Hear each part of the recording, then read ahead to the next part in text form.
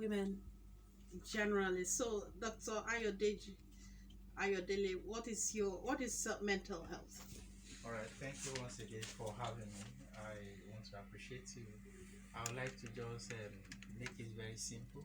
According to World Health Organization, according to World Health Organization, we were meant to know that mental health is state of awareness of self, and when you are able to contribute meaningfully to the society and to your community, then you are actually having a stable mental health.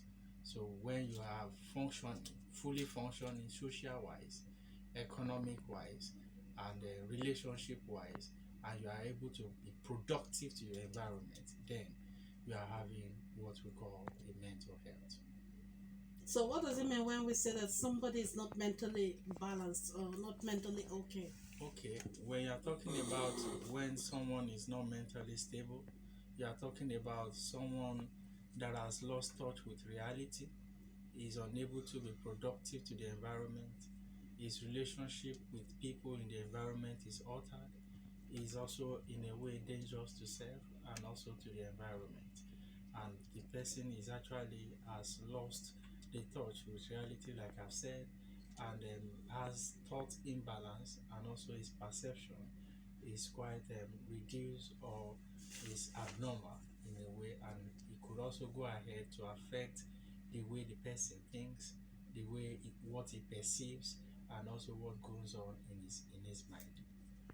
All right, Dr. Ayodeji, before somebody is pronounced to be mentally imbalanced, are there some signs? Because before you get to that level of what people call kolo, kolo mental, before you get to that stage, I'm sure there are stages, there are symptoms, there are signs you will see that will make you to say, no, all is not well with this person. This person needs psychiatric evaluation or something. So, what are those symptoms and signs you will see in your child, in your partner, in your wife, or in your colleague that will make you to say, no, we should call a psychiatrist to see this person? Well, a Symptoms. quick one. Let me just try and correct an impression here, because the when you're talking about mental instability, or someone is not having not mentally stable, there are arrays of mental health conditions that one could have, and starting from some person will say, like you said, that polio and all of that. That's one of the stigma associated with this illness, and in this part of the world, I still feel very quite uncomfortable because of the perception of people towards mental health. Because when you leave the shore of this area, or talking about developing countries, and you go to a developed countries, you begin to see people coming out boldly to say this is what I'm having. And unfortunately, we are living with mental health condition. In fact, I will tell you categorically that more than 70% of people actually have mental issues or the other that they need to speak to someone for, because we have a lot of precipitating factors, a lot of issues that could lead someone to having mental imbalance. Are you going to be talking about economic downturn? Are you going to be talking about incessant kidnapping? Are you going to be talking about Boko Haram in the north? Are you going to be talking about crisis all around you? Are you going to be talking about how you are not being promoted in your place of work, how you are not being able to meet the family demands? All of these tell on your mental health. So in a way, you can't have up and down in your mental state. So when you're talking about mental health generally, it varies from mild symptoms to very severe one. And of course, we have some that are just one that you can just talk to someone and you'll be fine with it. And it varies from having someone is having depression, someone is having anxiety, someone is having post-traumatic stress disorder, someone is having adjustment disorder, someone is having very common one around us now that people tend to be conscious of, like someone is about to commit suicide, or even a deliberate suicide or deliberate self-harm. these are issues, and when you are talking about the chronicity of mental illness, there are ones that you people commonly see along the road, and they feel that this is the category of people that should be called or that should be called in code that they are having mental challenge.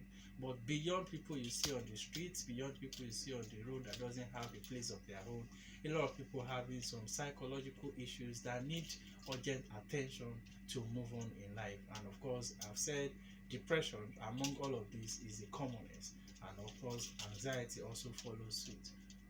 Okay.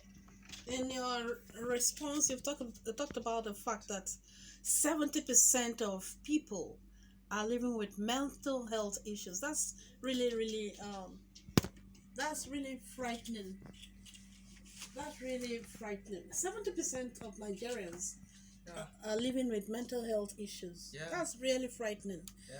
And then you talked about mild and severe Yes. symptoms. Can you throw more light on Okay, it? when So that means it's only 30% of our total population that are mentally balanced.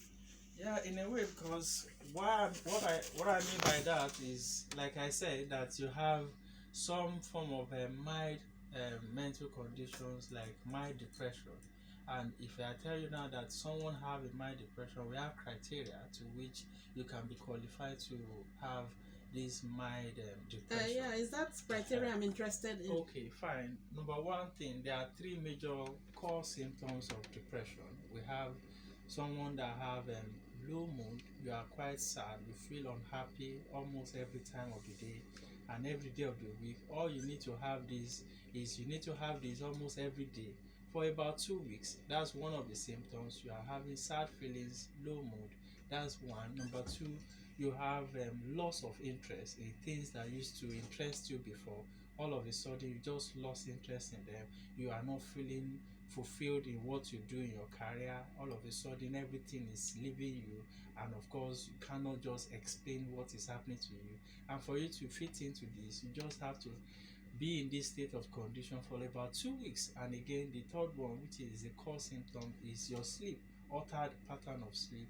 You have interrupted sleep pattern, and you are unable to have refreshed sleep almost every night up to about 2 weeks. You have unsatisfactory sleep, and of course you wake up almost 2 to 3 hours earlier than you used to wake up, and you have difficulty in falling asleep. Even though you sleep again, you wake up intermittently.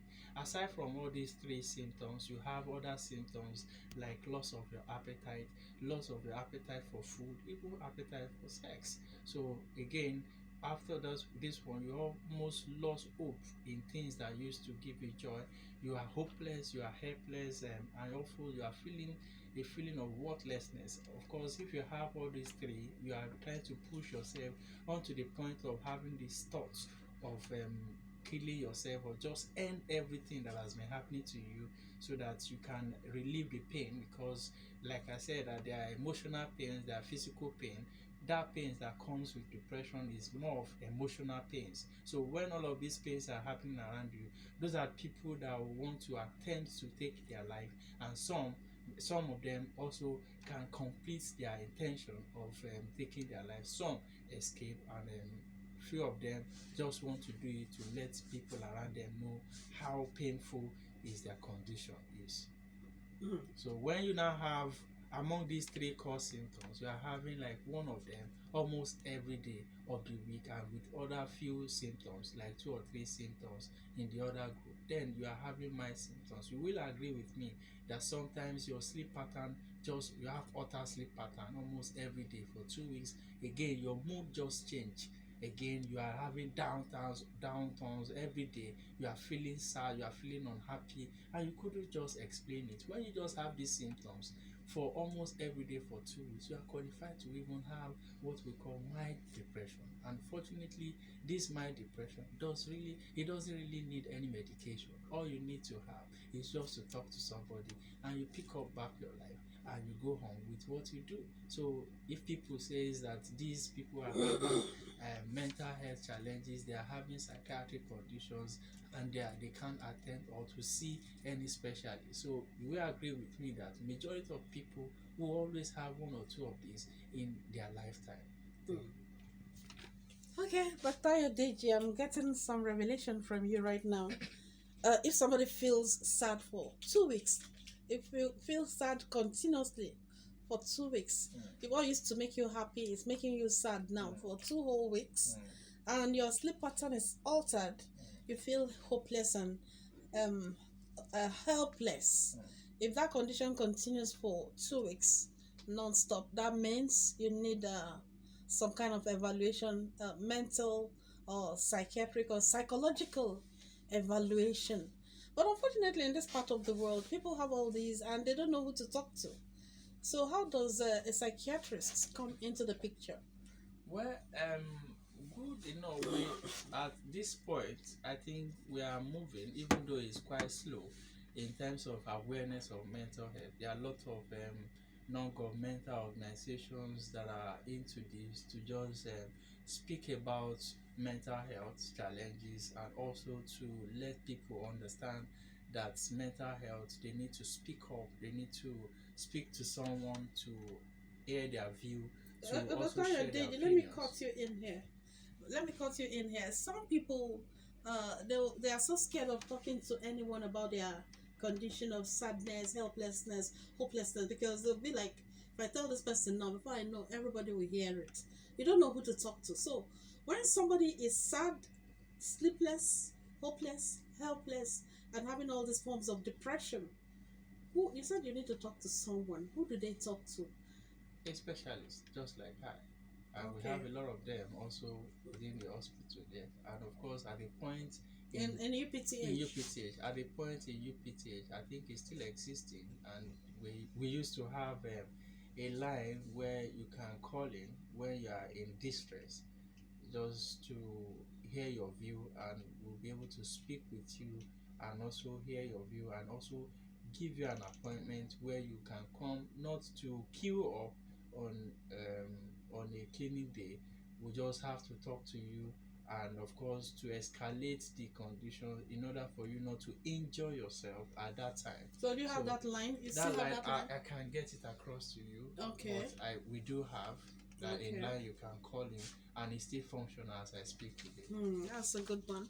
All right, the program is Women Voices for Peace, a program sponsored by One West Africa Network for Peace Building. And today we're looking at mental health issues and how it affects women and girls. Because this program is a women's program, and I have a consultant psychiatrist, Dr. Ayodeji, working with the University of Port Harcourt Teaching Hospital to throw light on this. Now, what are the causes? Though you've mentioned some of them, economic issues, insecurity, and all that. What other causes? What other things are the causes of mental health? Well, I like to take that in like three folds. Like when you talk about causes, generally you say causes of mental health are not specific, they are not known. But however, you can look at it in three ways. Number one is looking at if you have a genetic predisposition. What do I mean by this? Is when you have a family history of mental illness or mental illness, like your father, your mother, or your first cousin, and all of that are having mental illness, the probability that you will also have one is quite high. For example, if a mother has it, then the probability that one of the children will have it is high. But if two of the parent has a mental illness, the probability doubles like that. So that's one of the genetic causes, predisposition to having mental illness. And again, if if during the birth of the person you have a traumatic birth injury, you have some infections while growing up that affected your brain growth at that point in time, the probability that you also come down with mental illness later in life is high.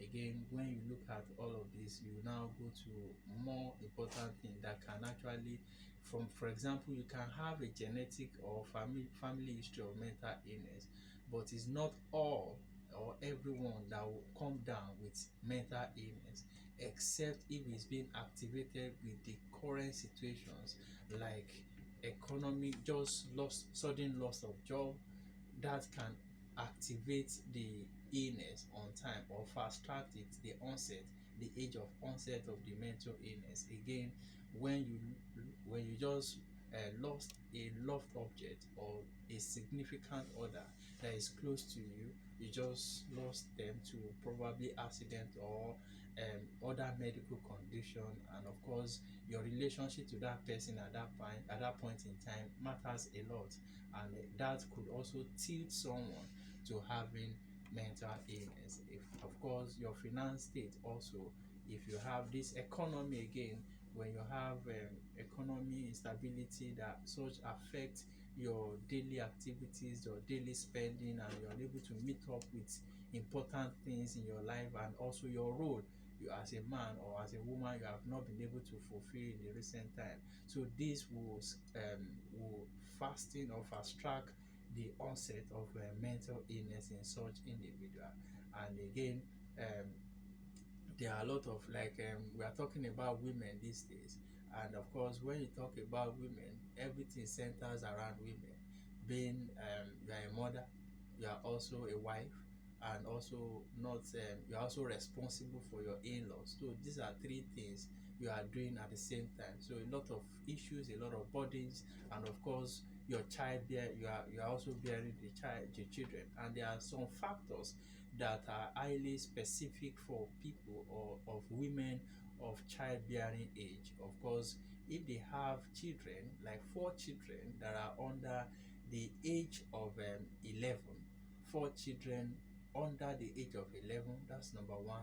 And if such woman lost the parent or any of the parents before the age of 7, and of course number three is when the person does not have a confidence that he can speak to, even while in the marriage you are unable to speak with, you are able to confide in anyone. Of course number four is when you don't have you don't work anything outside you are working, everything is within your home environment, you are not working outside of your home environment. You can imagine a woman waking up like 4:30, Like a full-time housewife? Full-time housewife, Like because lead to that's a mental job, health? that's a job, Okay. that's a job. Mm-hmm. You don't, a housewife, you have a job. Mm-hmm. That's more than a job, because you can't just imagine somebody waking up in the morning trying to tidy up, going for school run. By the time he's getting back to the house, tidying up all the things that he left prepare lunch, and by the time that one is over, he's about to go to school again. That's it. That's job. That's a job. That's a job. All we are saying now is that to cushion that effect, you must have a help. You must have a help so that you reduce the stress. And when stress is reduced, the likelihood of coming down with mental illness is very slim. Okay.